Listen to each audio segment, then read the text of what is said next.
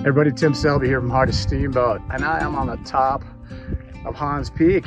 If you haven't been to Hans Peak, it's a beautiful cone-shaped volcanic-looking mountain, rocky here on the top. Beautiful views, 360 all around. You got Steamboat Lake right behind me, and what a beautiful place to be. And while I'm up here on top of the mountain, I want to talk about some sacred places in the world. Now, these places are all over the world, in all different countries. And everywhere they are, they remind people of God's glory and wonder. Can you imagine what I'm talking about? Can you guess? Yeah, I'm talking about mountains. Mountains. And all over the world, since the beginning of time, people have gone to the mountains to climb, to reach for something higher. They looked to the mountains for inspiration and went up them and to try and elevate, to try and lift ourselves, to try and reach for something beyond ourselves, but also maybe something we also know intuitively that is in us as well. We go to mountains to brush up against the divine. And all over the world, all through time, people have gone to the mountains to draw near to God. I want to share some pictures of mountains, some sacred mountains around the world. And this first one I want to show you here, this is a picture of Mauna Kea. Mauna Kea is the most sacred volcano in Hawaii. And I wanted to start with this one today as we pray for the people of Hawaii and the tragedy and hardship that they've endured and are enduring. And so our prayers, our efforts are with them as they seek to recover from that really difficult tragedy. So Mauna Kea, one of the most sacred mountains and places in the Hawaiian Islands. This next one is known as Ayers Rock or Uluru, which is in Australia, and it's sacred and special to the Aboriginal people of that country as well. This next one here is Mount Kailash, and Kailash is in Tibet. And this mountain is very sacred to three different religious groups, to the Buddhists, the Jainists, and to the Hindus. Very sacred mountain to three different traditions there in the Himalayas. This next one is in Greece, Mount Olympus. For the Greeks, this was the throne of Zeus, and a very sacred mountain there. This next one here is Mount Fuji in Japan. And for many people in Japan, this was thought to be the gateway to another world, was at the top of Mount Fuji. So many different beautiful mountains all over the world. I could go on and on with that, as you know. But I want to move now to some of the mountains that are in our faith tradition, in our Judeo-Christian story, because mountains are so tied to our story. Early in the Hebrew scriptures, we see Moses goes up Mount Sinai, and he has an encounter with God there. Now, I want you to notice in our scriptures, there's this pattern that happens where when people go up the mountain, when people go to the mountain, they have an encounter with God. They get a new perspective or transformation, as you might say, and then they descend from the mountain to be about their work in the world. It happens over and over again. So Moses, as you know, goes up Mount Sinai, where he finds the burning bush, encounters God in a burning bush on that mountain. And God tells him to go and set the people free. Moses finds the strength, the perspective, the transformation on that mountain to go down from the mountain, to do that work, to go to the Pharaoh and say, let my people go. And the story of liberation begins in our scriptures. Moses again finds himself on that sacred mountain, Mount Sinai, and this time he's on top of that mountain. He encounters God, and God gives him the 10 commandments, the laws, if you will, with him there on the mountain. Now, the people are wandering in the wilderness at this point in time. They're lost. They don't know where they are. They don't know what to do. They don't know how to live together after they've come out of slavery in Egypt. And these laws show them, here's how we're going to live together. Here's how we're going to be brothers and sisters. Here's how we're going to make this happen. And we're going to find our way forward together. The receiving of those laws and that way of living is a beautiful thing. And Moses is in the glory of God. He goes down from the mountain and shares this new way and leads the people forward. We see Elijah on a mountain. And that when Elijah's on the mountain, he finds God not in the earthquake, not in the fire, but in the stillness and the silence that he finds there. He hears this still, small voice of God that gives him direction for his life going forward. And then we might move to Jesus. Early in the Gospels, it says Jesus sees all these people that want to hear his teaching and want to be with him. And he says he leads them up the mountain and he teaches them. Well, when he leads them up the mountain, this is known as the Mount of Beatitudes. We'll show you a picture here. The Mount of Beatitudes. And this isn't some grand mountain. The Mount of the Beatitudes is really like kind of a hill. But even when you go up that hill, and we were fortunate to go there as a church a couple of years ago, I'm going to be fortunate to go back there in just a few weeks, actually.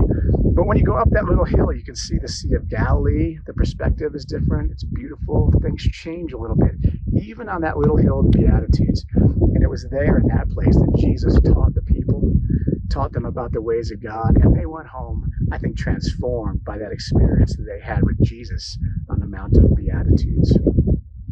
We also have a scripture where Jesus says he leads some of his disciples up to the top of a mountain like I am now.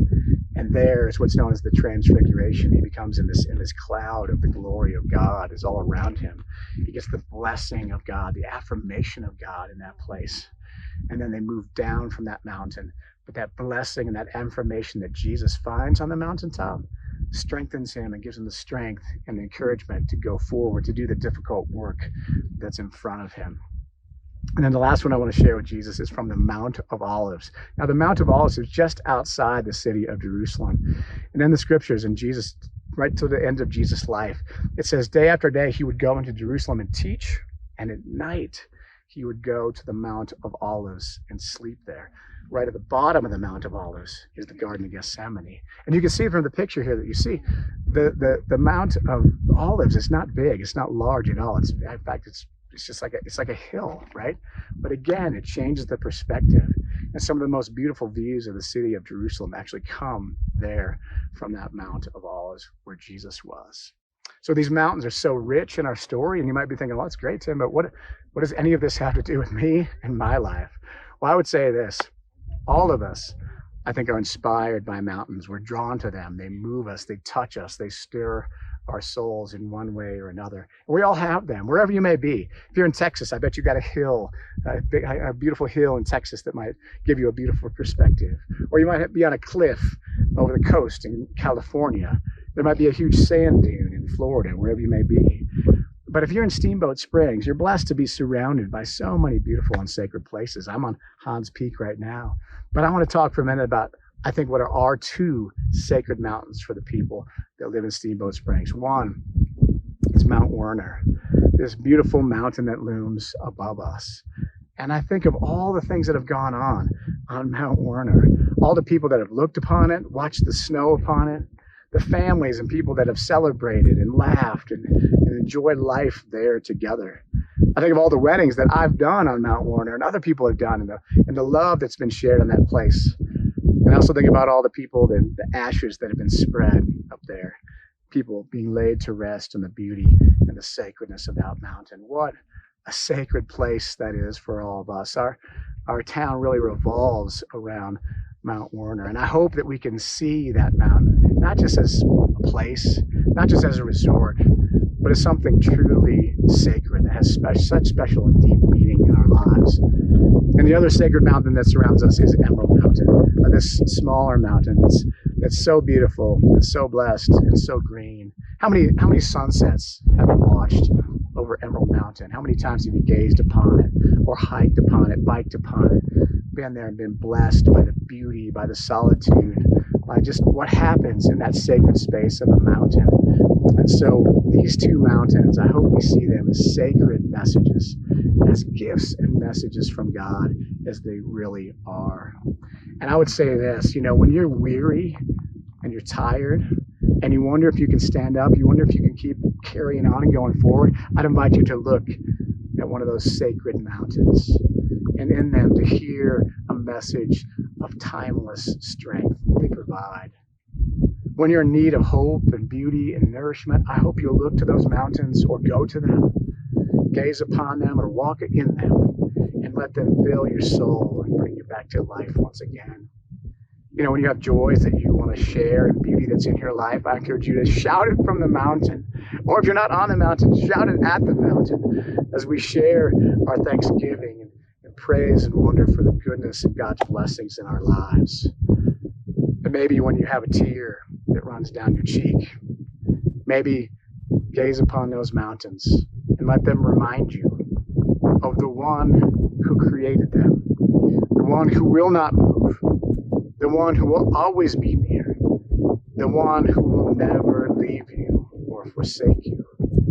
You know, all the times in your life when you're in Steamboat Springs, when you've cried, when you've hurt, when you've celebrated, when you've done any of that, Emerald Mountain and Mount Warner have stood silently by, I think, as a sacred and holy reminder of the God who created them and who will never leave us and is always with us.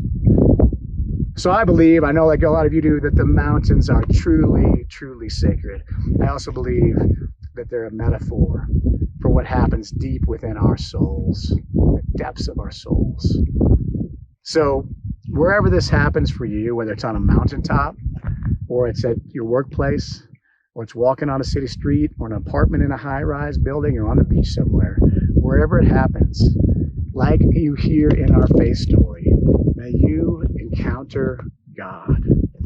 May you be transformed or gain a new perspective from that encounter. And may you take that blessing into the world to bless all the world because you have experienced that beautiful encounter with God, that you have brushed up against the divine. So blessings to you. May you enjoy the mountains and know that they are sacred. My son Brennan's with me. Come here, Brennan. We got to get in here. Say hi to everybody on the World Wide Web. So it's getting a little cloudy up here. So I think about it's time to go down. Yeah, I think it's about right. Get out of here while we can. So thank you everybody for joining me. Blessings to you. Thanks for joining us. Appreciate it.